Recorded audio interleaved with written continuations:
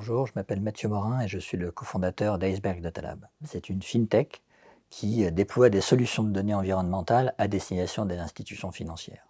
Les institutions financières, aujourd'hui,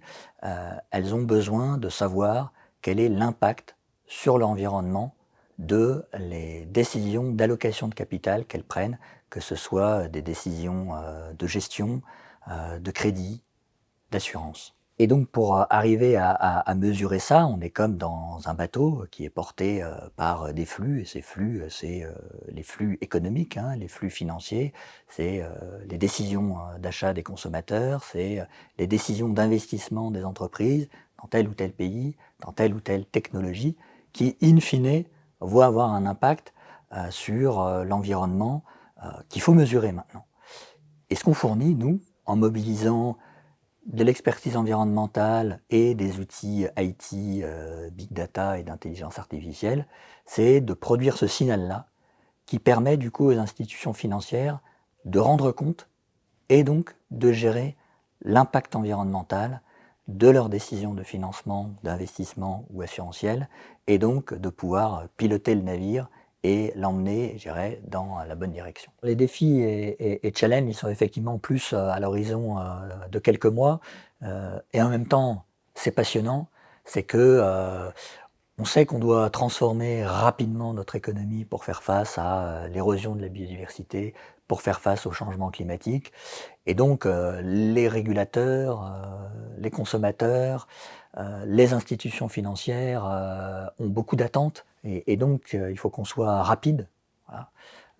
Et en même temps qu'on continue à investir dans notre technologie cœur et à étendre ce modèle qui donc couvre beaucoup de secteurs, beaucoup de sociétés, beaucoup de pays et doit continuer à rester précis et en même temps lisible par nos clients. Donc c'est, je dirais, encore plus vite. Ce qu'on fait, c'est défricher des territoires nouveaux, hein, naviguer dans des mers qui ne sont pas encore cartographiées. Donc je dirais qu'on a un rôle à la fois d'innovation, de construire des outils et des solutions qui n'existent pas et qui doivent être utilisables par des institutions financières qui ne sont pas elles-mêmes des expertes de la pollution ou de la modélisation environnementale, euh, et en même temps donc d'avoir une certaine pédagogie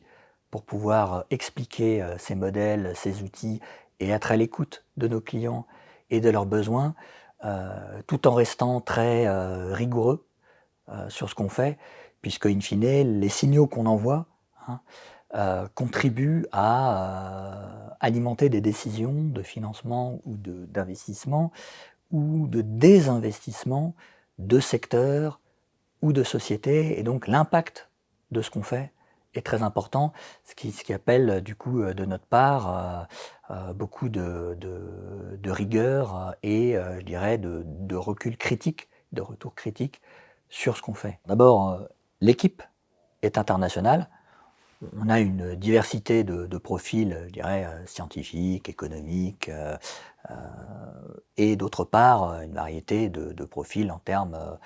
de background et d'origine, reflétant un peu l'univers de secteurs et de sociétés qu'on analyse, mais aussi effectivement l'univers des clients avec qui on discute, puisqu'aujourd'hui, les institutions financières pour lesquelles on travaille sont des institutions qui sont globales, qui peuvent être basées en France, qui peuvent être basées dans des pays à l'étranger. Et donc on échange de manière quotidienne avec des institutions basées aux États-Unis, en Asie, en Australie, dans le nord de l'Europe. C'est donc une ouverture au monde et des dialogues extrêmement enrichissants avec aussi des instituts de recherche basés un peu partout dans le monde et qui travaillent sur ces mêmes sujets de climat, de biodiversité, de pollution, ce qui contribue, je dirais, voilà, à la richesse des échanges qu'on peut avoir et des réflexions, cette ouverture au monde sur le fait de traiter ensemble, je dirais, ces problématiques qui sont d'intérêt global.